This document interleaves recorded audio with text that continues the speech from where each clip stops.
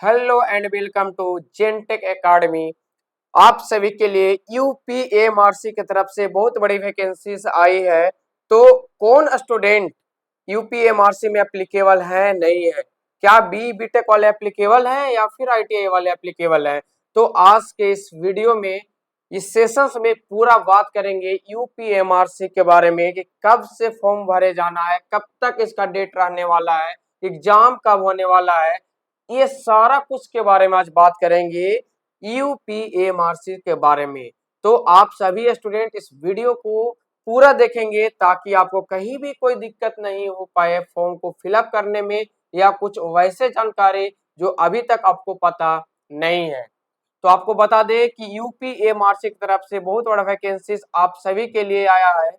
उसमें कौन कौन से स्टूडेंट एप्लीकेबल हैं पहले ये जान लें। तो आपको हम बता दें कि बी बीटेक जो किए हैं, ठीक है, उनके लिए एप्लीकेबल है, डिप्लोमा वाले के लिए है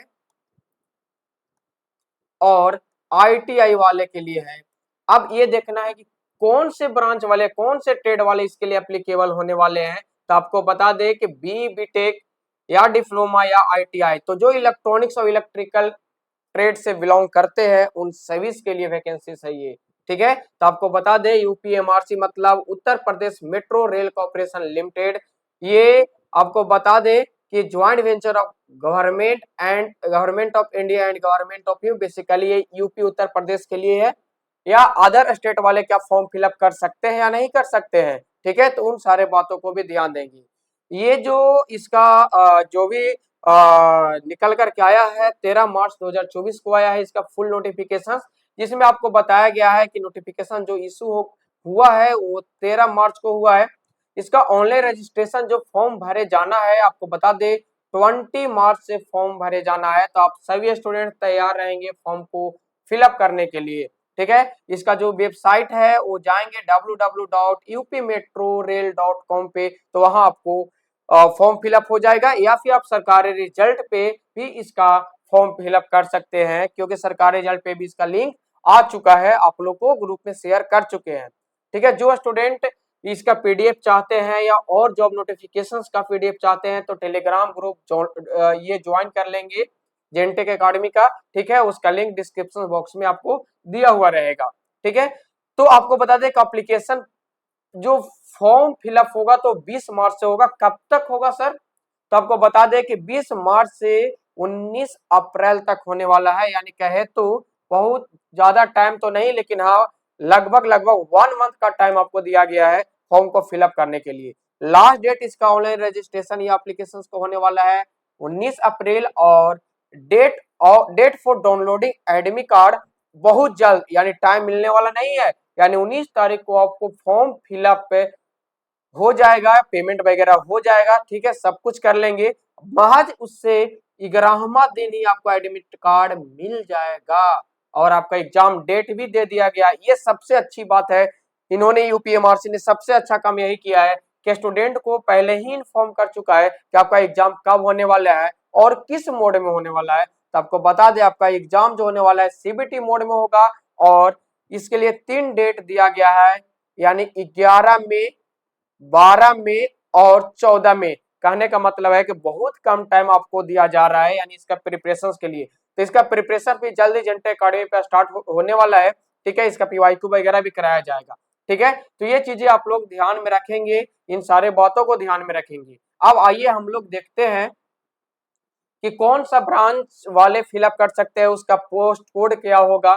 ठीक है, कौन सा कैटेगरी के लिए वो एप्लीकेबल है। ठीक है, एसेंशियल क्वालिफिकेशंस क्या होने वाला है। ठीक है, तो सबसे पहले हम देखते हैं एग्जीक्यूटिव कैटेगरी वाले पोस्ट को। ठीक है, एग्जीक्यूटिव कैटेगरी वाले में कौन कौन आएंगे उनके पे हम बात करेंगे।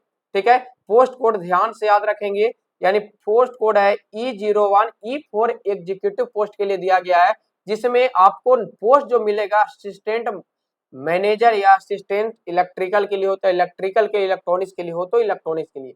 पे स्केल काफी अच्छा है, 50,000 से स्टार्टिंग है, 1,60,000 तक जाने वाला है।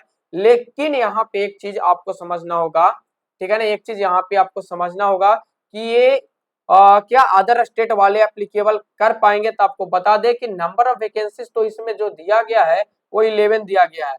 इसमें से सिर्फ यूआर यानी अनरिजर्व जो होंगे अदर स्टेट वाले, सिर्फ यूआर यानी अनरिजर्व में 2 सीट दिया गया, इसके लिए एप्लीकेबल है। बाकी जो यूपी से बिलोंग करते हैं उन सभी के लिए ये आप देख सकते हैं कि ईडब्ल्यूएस के लिए 1 सीट है, ओबीसी के लिए 2 है, एससी 5 है, एसटी 1 है और वुमेन के लिए 2 सीट रिजर्व दिया गया है।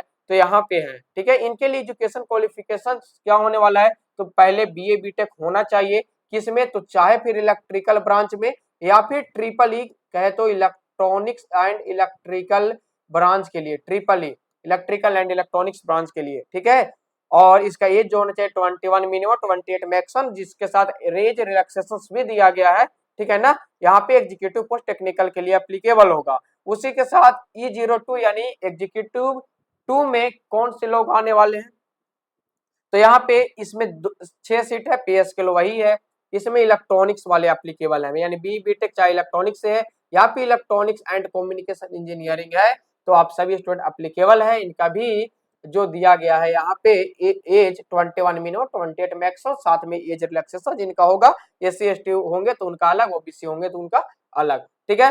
उसके बाद एग्जीक्यूटिव पोस्ट कोड 3 में दिया गया है असिस्टेंट मैनेजर एंड ऑपरेशंस के लिए। यहाँ पे बी बीटेक चाहे इलेक्ट्रिकल हो चाहे इलेक्ट्रॉनिक्स हो या फिर इलेक्ट्रॉनिक्स एंड कम्युनिकेशन इंजीनियरिंग हो, तो आपके लिए भी 3 पोस्ट कोड दिया गया है, जिसमें अनरिजर्व 1 है, ईडब्ल्यूएस 1, ओबीसी 1, इनके लिए भी इनका जो एग्जीक्यूटिव पोस्ट यहाँ भी टेक्निकल में मिलने वाला है।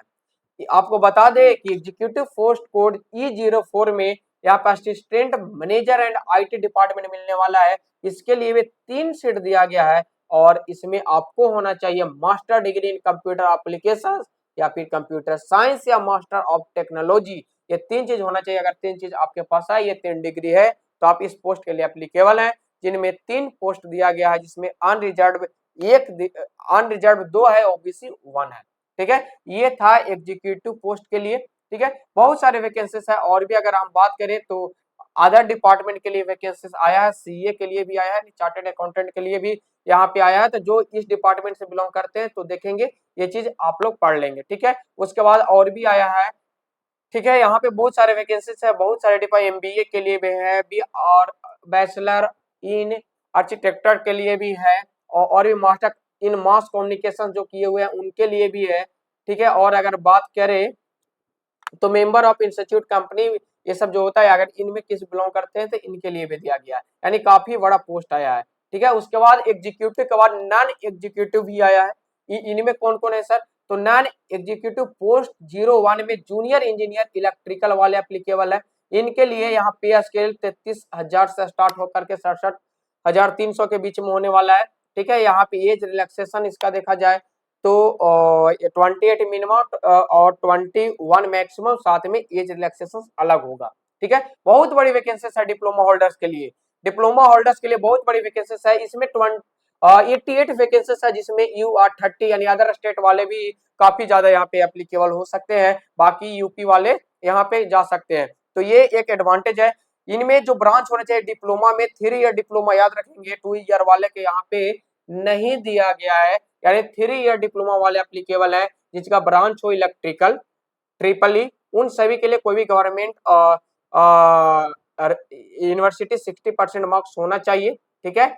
उसके बाद junior engineer signal and telecommunication, ये हमारे इलेक्ट्रॉनिक्स इंजीनियरिंग वाले के लिए है। यहाँ पे इलेक्ट्रॉनिक्स नहीं लिखा है तो आप लोग ये ना सोचेंगे कि ये एसएनटी लिखा हुआ है, इसका मतलब होता है signal and telecommunication.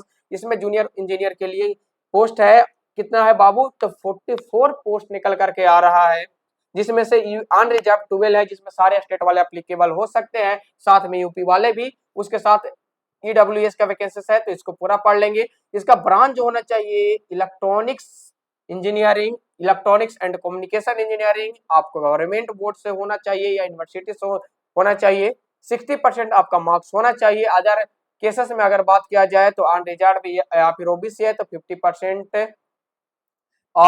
SC ST के लिए इसका एज वही है, ठीक है। इसे मेडिकल स्टैंडर्ड A1 चाहिए, याद रखिएगा A1 मेडिकल स्टैंडर्ड होना चाहिए, ठीक है। तो ये सब चीजें आपको ध्यान रखना है। तो यहाँ पे इलेक्ट्रॉनिक्स इलेक्ट्रिकल के लिए निकल करके आया है।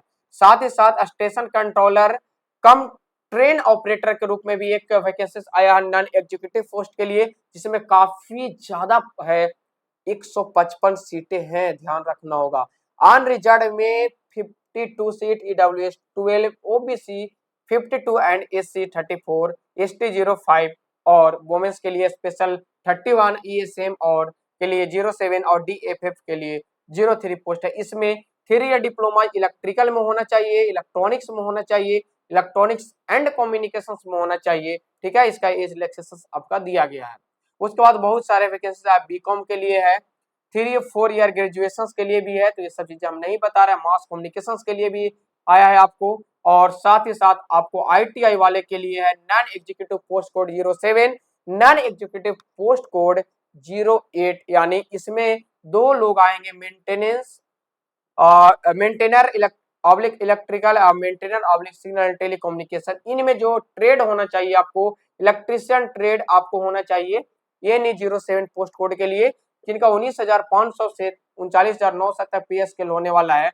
इनमें 78 सीट है। तो जो लोग इलेक्ट्रिशियन से बिलोंग करते हैं, जो लोग इलेक्ट्रिशियन ट्रेड से बिलोंग करते हैं, उनके लिए काफी अच्छा वैकेंसीज है, आप यहाँ पे एप्लीकेबल है। और साथ ही साथ इलेक्ट्रॉनिक्स मैकेनिक से आप अगर आईटीआई किए हुए हैं या आपका ट्रेड इलेक्ट्रॉनिक्स मैकेनिक्स है, तो आपके लिए 26 वैकेंसीज यहाँ पे निकल करके आ रहा है, जिसमें यूआर के लिए 6, ईडब्ल्यूएस के लिए 5, ओबीसी के लिए 8, एससी 6, एसटी 01 और वोमेन के लिए 05, यानी ईएसएम के लिए 01। तो यहाँ पे बहुत सारे वैकेंसीज आपको देखने को मिला डिफरेंट सेक्टर में, जिसमें सबसे ज्यादा देखा जाए तो इलेक्ट्रिकल डिपार्टमेंट में या इलेक्ट्रिशियन डिपार्टमेंट ज्यादा वैकेंसीज है, और इलेक्ट्रॉनिक्स मैकेनिक आईटीआई वाले के लिए बहुत ज्यादा वैकेंसीज निकल करके आया है। तो यहाँ पे तीनों बीटेक एंड आईटीआई के साथ साथ मास कम्युनिकेशन, बीकॉम जो किए हुए हैं, उनके लिए भी यहाँ पे दिया गया है, ठीक है। तो सारा पोस्ट कोड आप लोग अच्छे से ध्यान में रखेंगे। इन सारे पीडीएफ को एक बार चाहे तो आप पढ़ सकते हैं। क्वालिफिकेशन सबका लिए हम बता दिए, तो क्वालिफिकेशन और भी डिटेल में जानना है तो यहाँ पे देख सकते हैं, ठीक है।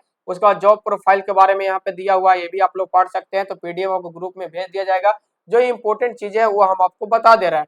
सिलेक्शन प्रोसीजर सभी के लिए अलग अलग थोड़ा सा प्रोसेसर चेंज किया गया है।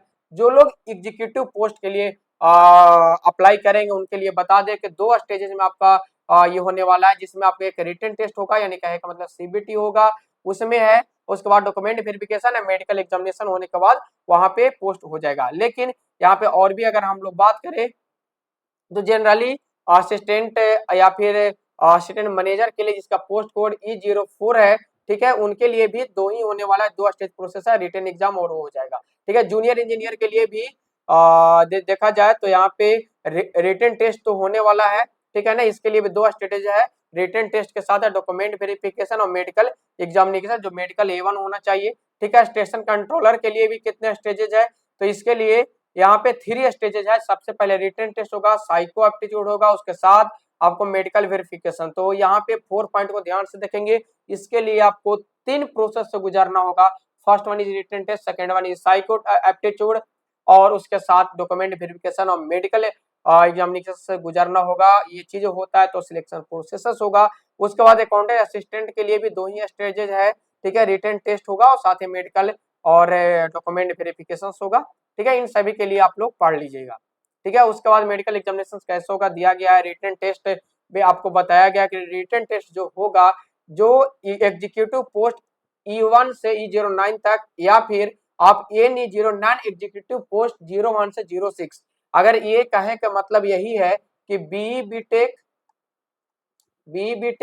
या फिर डिप्लोमा, ठीक है, ये दोनों के लिए जो होने वाला है 140 क्वेश्चन होने वाला है, और सब एक ईच कैरी इक्वल मार्क्स होने, यानी 140 क्वेश्चन 140 मार्क्स का होने वाला है, ठीक है। और बाकी आईटीआई वाले जो है, जो नॉन एग्जीक्यूटिव 07 और 08 पोस्ट है, उनके लिए 100 क्वेश्चन होने वाला है, ठीक है। नेगेटिव मार्किंग रखा गया है 1/3, तो 1/3 नेगेटिव मार्क्स होगा, और टेस्ट का पेपर का ड्यूरेशन जो होगा 2 आवर होगा, और सीबीटी मोड में सब कंडक्ट होने वाला है, ठीक है। तो ये चीजें आप लोग ध्यान में रखेंगे। एग्जामिनेशन सेंटर पूरा यूपी में लगभग बनाया गया है। इसमें है आगरा है, अलीगढ़ है, बरेली है, गाजियाबाद है, गोरखपुर है, झांसी है, कानपुर, लखनऊ, मथुरा, मेरठ, मुरादाबाद, मुजफ्फरनगर, नोएडा, प्रयागराज, वाराणसी, अयोध्या, बस्ती, सीतापुर, ये सब जो सेंटर है बनाया गया। तो आप लोग को यही यानी इन्हीं सब सेंटर में कहीं ना कहीं आपको मिलने वाला है, ठीक है। तो ये सब चीजें और इम्पोर्टेंट वैसे है नहीं, ठीक है। यहाँ पे पोस्ट कोड के लिए ट्रेनिंग पोस्ट यहाँ पे दे दिया गया है, ठीक है। तो ये चीज आप लोग देख लेंगे। उसके बाद रिजर्वेशंस के लिए आप लोग को बता दिया गया है। एज रिलैक्सेशन के लिए एससी एसटी के लिए 5 ईयर दिया गया है, जबकि ओबीसी के लिए यहाँ पे 3 ईयर का अच्छा यहाँ पे दिया गया। अच्छा ओबीसी कैंडिडेट अगर अच्छा यहाँ पे ओबीसी के कैंडिडेट ये सबसे बड़ा है, जो लोग यूपी से अगर बिलोंग करते हैं उनके लिए चाहे एससी हो एसटी हो, OBC candidate of Uttar Pradesh for reserve post only, ठीक है, इसके लिए हो जाएगा। और बाकी के लिए यहाँ पे वैसा कुछ नहीं दिया गया है, ठीक है। चलिए यूपी के लिए है तभी आपको मिलने वाला, बाकी को नहीं मिलने वाला है, ये चीज आप लोग ध्यान में रखें। बाकी यूआर के लिए एप्लीकेबल आप लोग है अदर स्टेट वाले। चलिए ठीक है, अदर स्टेट वाले आप लोग के लिए कोई एज रिलैक्सेशन नहीं है क्योंकि आप यूआर से जाने वाले हैं, ठीक है। तो यूपी के लिए अच्छा है। पेमेंट जो यहाँ पे 1180, देखिए यूआर ईडब्ल्यूएस ओबीसी कैंडिडेट के लिए जो पेमेंट है 1180 रुपये लगेगा @ 18% but exclusive bank of charge, यहाँ पे सब मिलाकर के वही लगने वाला है। और उसके बाद बाकी लोगों के लिए यहाँ पे एससी एसटी के लिए जो है 826 है, एससी एसटी के लिए 826 है, ठीक है। बिल नोट रिफंडेबल है, ये ध्यान रखेंगे। अप्लाई कैसे करना है, यहाँ पे आप लोग जाएंगे, ठीक है ना, वेबसाइट जो आप लोग को है वहाँ पे, ठीक है। तो वहाँ वेबसाइट पे जाने के बाद यूपीएमआरसी का यहाँ पे www.upmetro.rail.com और यहाँ पे क्लिक करेंगे, ठीक है ना, कैरियर रिक्वायरमेंट 2024, या फिर डायरेक्ट आप सरकारी रिजल्ट से भी जा सकते हैं। तो एप्लीकेशन फॉर्म ऑनलाइन फिलअप कर सकते हैं यहाँ से। और वैसे कोई नोटिफिकेशंस तो यहाँ पे है नहीं जो इम्पोर्टेंट आप लोग के लिए है, ठीक है। बाकी ये सब फॉर्म जो है वो यूपी वाले के लिए है, ये सब फॉर्म फिलअप कर लेंगे। चलिए ये कुछ है नहीं, तो आपको मोटा मोटी यही बात निकल कर के आया है कि यूआर के लिए सभी लोग अप्लीकेबल होंगे, ठीक है। तो आपका जो फॉर्म फिलअप डेट है उसको ध्यान में रखेंगे सारे लोग। ये फॉर्म फिलअप डेट है यहाँ पे 13/3/2000 फॉर्म फिलअप डेट है, इशू डेट है, फॉर्म फिलअप डेट स्टार्ट है यानी 20 मार्च से लेकर के 19 अप्रैल तक। 19 अप्रैल का लास्ट डेट है। एप्लीकेशन फी जो पेमेंट करेंगे वो भी 20 मार्च से 19 अप्रैल के बीच में करेंगे।